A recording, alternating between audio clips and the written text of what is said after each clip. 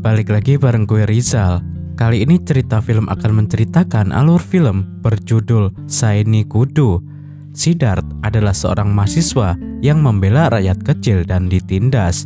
Dia memaksa politisi kotor bernama Pappu untuk menuruti perintahnya, yaitu kembali mensejahterakan rakyatnya. Siddharth mengancam Pappu dengan cara menculik calon istrinya. Inilah Siddharth, mahasiswa berhati mulia. Nama baiknya akan hancur demi rakyat yang menderita. Dan cerita Siddharth pemuda pembela rakyat pun dimulai.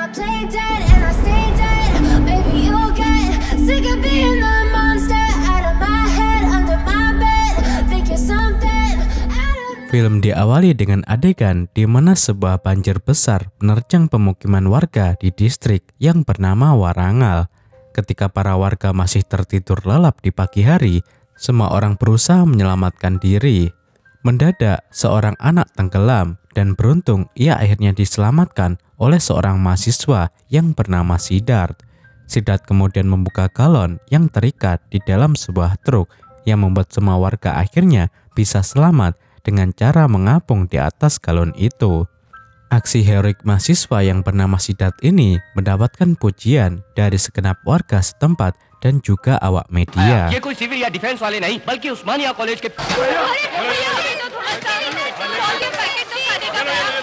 Warga yang tertimpa musibah tadi berebut mengambil bantuan yang diberikan pemerintah. Jumlah bantuan tidak sebanding dengan jumlah korban bencana alam, dan cara memberi bantuan ini tidak manusiawi. Orang-orang berebut yang membuat 20 orang warga tewas akibat terinjak-injak. Is foto mein kaun hai malum? Ada seorang politisi bernama Pappu Yadev. Pappu memberikan sumbangan kepada korban banjir berjumlah 20 juta rupiah, tetapi ia membesar-besarkannya di media dengan mengatakan bahwa sumbangannya sebesar 70 juta rupiah. Pappu melakukan pencitraan dan pembohongan publik supaya orang-orang akan memilih dirinya saat pemilu mendatang. Siddharth membawa jasad anak kecil yang tewas terinjak saat rebutan makanan. Siddharth kemudian menyalahkan politisi Pappu dan rekan-rekannya karena mereka memberikan sumbangan yang tidak masuk akal, yaitu 100 paket makanan kepada 2000 warga.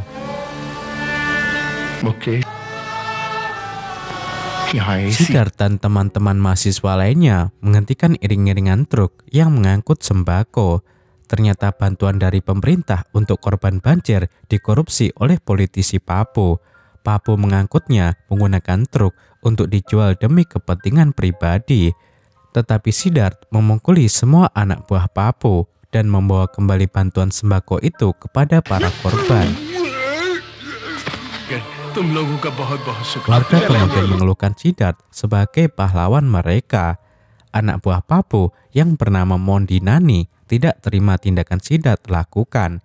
Ia kemudian mengancam akan menjatuhkan Siddharth jika Pappu berhasil menang dalam pemilu dan menjadi seorang menteri.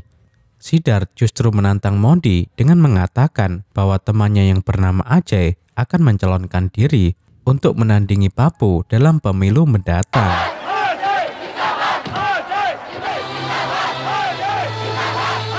Pappu membawa 100 anak buahnya untuk menemui Siddharth di suatu tempat. Pappu meminta Siddharth agar membatalkan pencalonan temannya yang bernama Ajay dalam pemilu mendatang. Tidak hanya menggertak, Pappu juga meremehkan Siddharth dengan mengatakan bahwa Ajay tidak mampu menang jika bersaing dengan dirinya. Pappu kemudian membongkar masa lalunya. Ia mengatakan bahwa untuk menjadi seorang politisi seperti dirinya saat ini, Pappu dulunya adalah seorang preman yang mengancam dan membunuh orang-orang. Suatu pagi, Pappu terbangun dari tidurnya dan mendadak ia menyaksikan Siddharth membawa 1000 mahasiswa mendatangi kediamannya. Mereka berasal dari berbagai universitas. Ternyata para mahasiswa ini datang untuk membalas gertakan Pappu, sekaligus menegaskan bahwa jumlah mereka tidak sedikit untuk mendukung pencalonan mahasiswa yang bernama Ajay. Papu mulai khawatir. Ia tidak yakin jika dirinya menang melawan Ajay karena Siddharth dan teman-temannya mendapatkan simpati publik yang luar biasa. Karena itulah Papu memfitnah kubu Siddharth. Papu sedang kampanye menggunakan iring-iringan mobil. Di tengah perjalanan, salah satu mobil rombongan Papu meledak. Pria yang meledakkan mobil Papu adalah Mondinani, teman Papu sendiri. Tetapi Papu menuduh Siddharth dan teman-temannya sebagai otak di balik pengoboman itu. Karena Papu telah menyuap polisi dan hakim, Siddharth dan teman-temannya kemudian ditangkap dan dimasukkan ke dalam penjara untuk diadili. Papu akhirnya menang dalam pemilu dan ia terpilih menjadi Menteri Dalam Negeri. Sedangkan Ajay, ia tidak bisa mengikuti pemilu karena Ajay ditangkap polisi. Ribuan massa memadati kediaman Papu. Mereka meminta agar Siddharth dan Ajay dibebaskan, tetapi Papu meminta polisi untuk membubarkan kerumunan massa tersebut.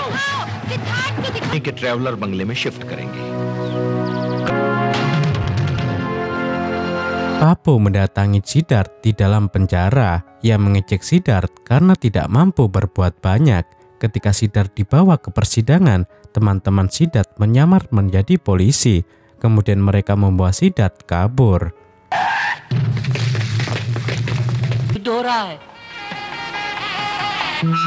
Politisi Papu menikah dengan seorang gadis cantik bernama Farah Laxmi.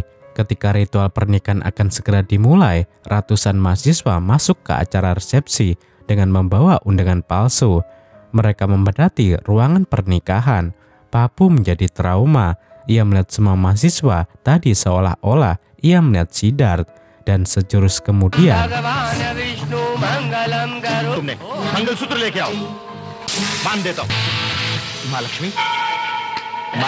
calon pengantin yang bernama Farah Laxmi menghilang dari ritual pernikahan. Ia diculik oleh Siddharth. Siddharth membawanya ke tengah hutan, tetapi ia tidak boleh menodai gadis itu. Papu kemudian marah-marah. Ia memanggil semua wartawan dan meminta mereka agar menyebarkan berita bahwa Siddharth adalah seorang teroris yang telah menculik pengantinnya.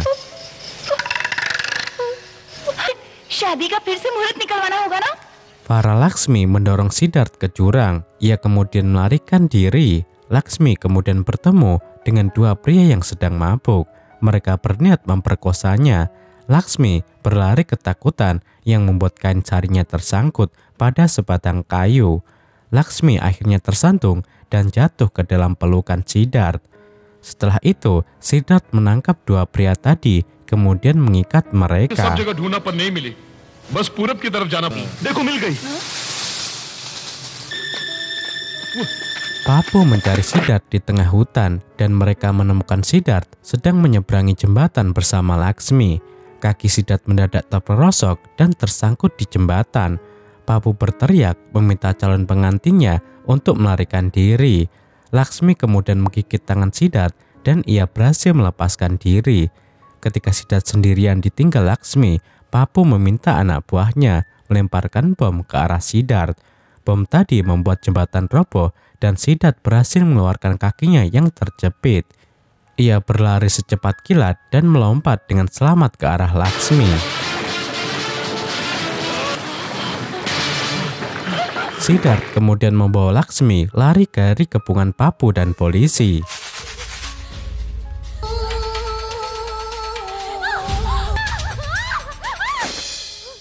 Laxmi ketakutan bersama Siddharth. Laxmi takut jika Siddharth memperkosa dirinya. Laxmi mulai membayangkan hal-hal yang aneh. Siddharth justru tersinggung. Ia marah. Niat Siddharth menculik Laxmi adalah karena Siddharth ingin menekan Papu supaya ia memenuhi semua janji kampanyenya dan siap melayani masyarakat. Laxmi sendiri yakin jika calon suaminya Papu adalah politisi yang baik. Setelahnya, Laxmi menyerang Siddharth dengan menggunakan teknik kabadi yang ia kuasai, tetapi ia tidak pernah bisa mengalahkan Siddharth.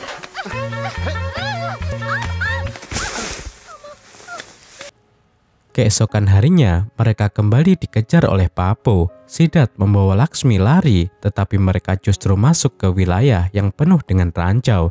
Papo bahkan mendorong salah satu anak buahnya agar bisa menunjukkan kepada Siddharth contoh nyata betapa mematikannya ranjau itu. Siddharth tak mau menyerah, ia memaksa melewati ranjau tersebut. Mereka melangkah dengan hati-hati sampai pada akhirnya kain sari milik Laksmi menyentuh salah satu ranjau. Ledakan besar kemudian terjadi secara bertubi-tubi. Beruntung, Siddharth berhasil meraih seutas tali yang terikat pada sebuah katrol. Laksmi kemudian bergelantungan pada tubuh Siddharth. Mereka berayun dan melayang serta selamat dari ledakan maut itu. Dan ajaibnya, mereka tidak terluka sedikit pun. Papo tidak terima Siddharth selamat. Pria ini kemudian mencoba mengejar Siddharth, namun ia justru menginjak sebuah ranjau. Dan jika Papo bergerak, maka ia akan hancur berkeping-keping. Melihat calon suaminya menginjak ranjau, Laksmi berniat menolongnya, tetapi Siddharth mencegah Laksmi.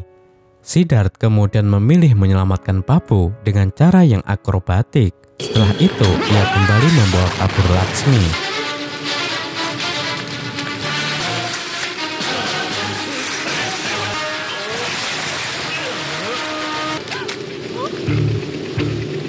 Students अगर राजनीति में आए तो क्या हालत होती। Papo merhadang. Ia memukuli warga karena dianggap merahasiakan persembunyian Siddharth darinya. Setelah itu, pemimpin politik yang bernama Kuti datang ke TKP. Kuti menasihati Papo dengan mengatakan bahwa sebagai seorang menteri, Papo seharusnya tidak bertindak brutal seperti seorang preman. Papo terpaksa menuruti perintah Kuti demi nama baik dirinya.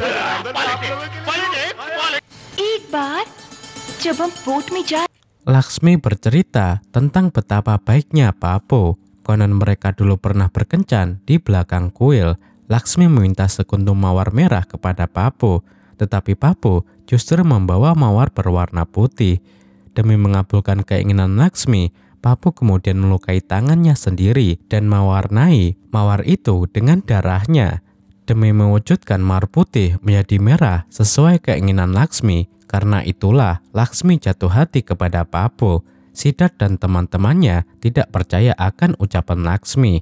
Mereka justru menertawai gadis itu karena mereka mengetahui sifat asli Papo yang jahat dan bejat.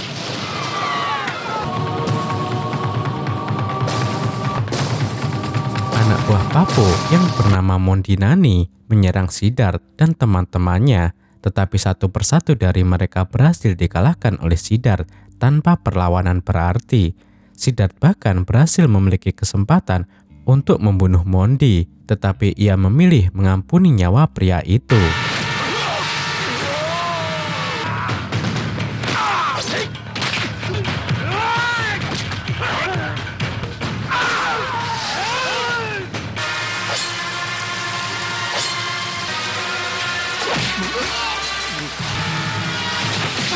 Siddharth menelepon Papo. Ia berjanji akan melepaskan Laksmi dengan syarat Papo harus memenuhi semua janji politiknya dan melayani rakyat.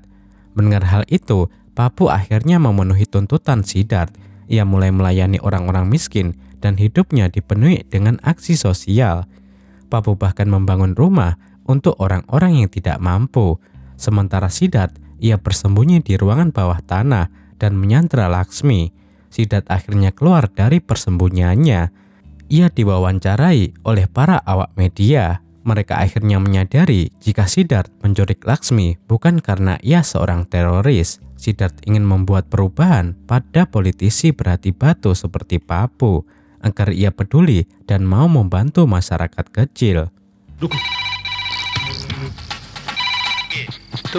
Siddharth kembali menelepon Papo. Kali ini ia hadir dengan syarat kedua. Siddharth akan mengembalikan Laksmi jika Papo bersedia pensiun dini dari dunia politik.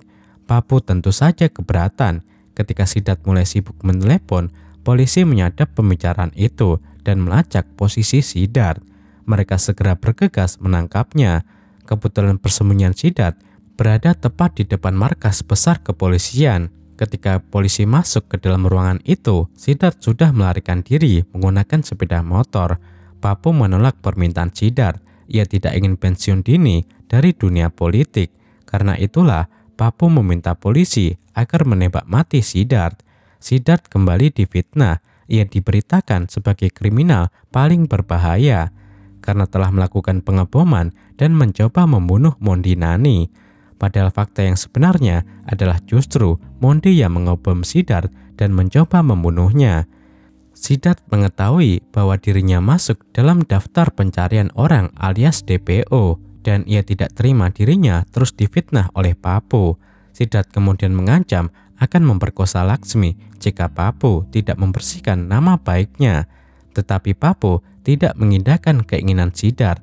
Siddharth adalah penculik yang baik hati. Ia tidak mau menyakiti Laksmi. Karena Pappu ngotot tidak mau memenuhi keinginan keduanya, Siddharth pada akhirnya mengembalikan Laksmi kepada Pappu. Laksmi begitu senang karena pada akhirnya ia dibebaskan. Dan selama diculik, Laksmi tidak pernah disakiti oleh Siddharth. Siddharth kemudian memperingatkan Laksmi bahwa Pappu bukan orang yang baik. Tak lama setelahnya, Pappu muncul di sana. Ia kemudian berkata kepada Laksmi, "Laksmi, kemarilah kamu, tidak perlu takut. Aku akan membunuh Siddharth dan mengiasmu sebagai pengantin dengan darahnya." Mendengar ucapan Pappu, Laksmi sadar jika Pappu memang orang jahat seperti yang dikatakan oleh Siddharth dan teman-temannya. Laksmi kemudian memilih untuk tetap bersama Siddharth. Siddharth dan Laksmi mencoba melarikan diri, tetapi kali ini Laksmi justru tertangkap oleh Pappu. Siddharth sendiri dikeroyok oleh beberapa orang. Siddharth berhasil mengalahkan anak buah Pappu. Ia bahkan menusuk kaki Pappu dengan sebilah belati. Siddharth dan Laksmi kemudian kembali melarikan diri.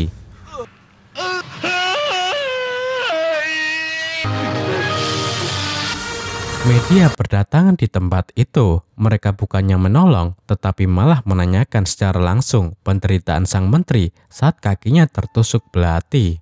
Tak lama setelah itu, tim medis juga berdatangan. Tim medis seharusnya mencabut belati itu, tetapi mereka lebih memilih menggali aspal dengan linggis, kemudian membawa sang menteri ke rumah sakit. Sementara itu, Mondi Nani merakit sebuah bom yang ingin ia gunakan untuk membunuh Siddharth. Tetapi naas, bom itu justru meledak yang membuat dirinya terluka parah. Mondi Nani akhirnya dilarikan ke rumah sakit. Mondi ditunjuk Pappu untuk menjadi saksi kunci di persidangan terkait kasus Siddharth yang dituduh sebagai teroris pelaku pengeboman. Anak buah Pappu mengatakan bahwa kemungkinan Mondi akan berbicara jujur saat di persidangan. Karena ketika kondisi seseorang kritis, orang tersebut cenderung berkata jujur dan apa adanya. Dengan kata lain, Mondi akan bersaksi dan justru memberatkan pihak Pappu di pengadilan. Jika Mondi berkata jujur, maka Pappu bisa terancam di penjara karena Pappu adalah otak di balik semua fitnah terhadap Siddharth.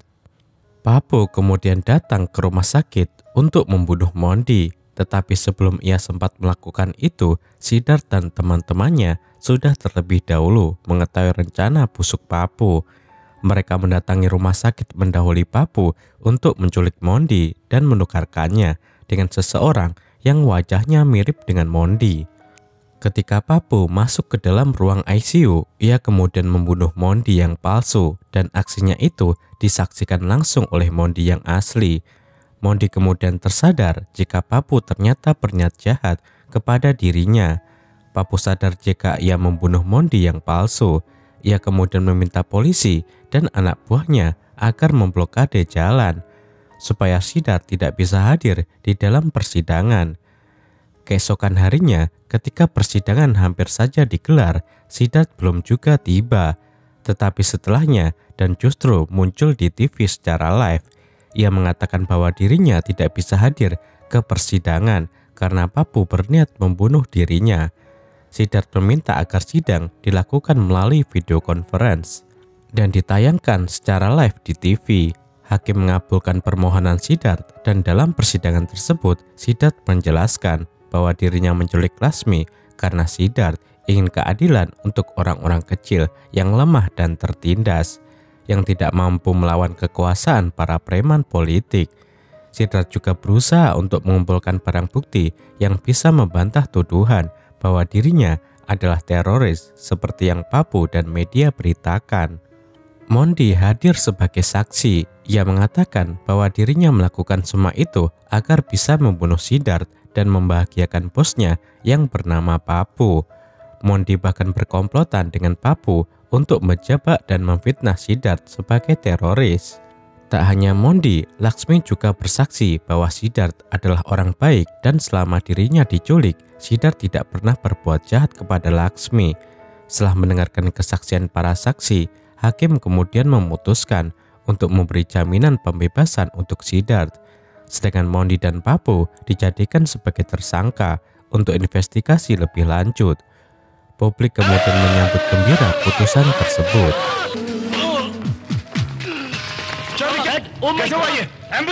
Teman Siddharth ditusuk oleh anak buah Pappu. Pappu juga menculik Laksmi. Siddharth kemudian mendatangi Pappu. Di sana, Siddharth disambut oleh anak buah Pappu, tetapi Siddharth berhasil memukul mundur mereka.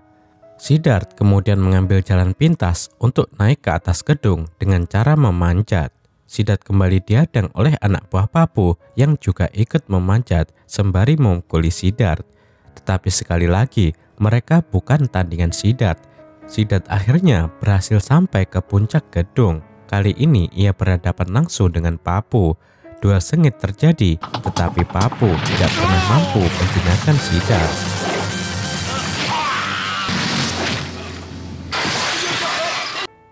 Merasa terdesak, Pappu kemudian mendorong Laksmi dari atas gedung. Siddharth melompat untuk menyelamatkannya.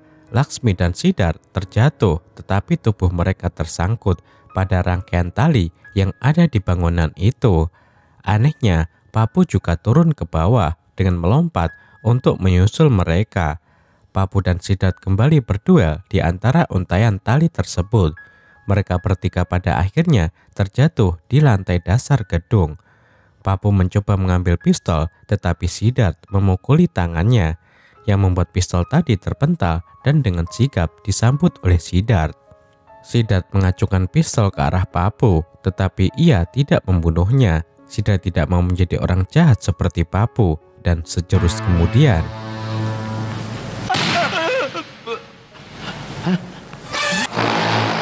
Siddharth menembaki dinding yang membuatnya berlubang. Mondi hadir dari belakang dinding dan menikam Pappu hingga tewas.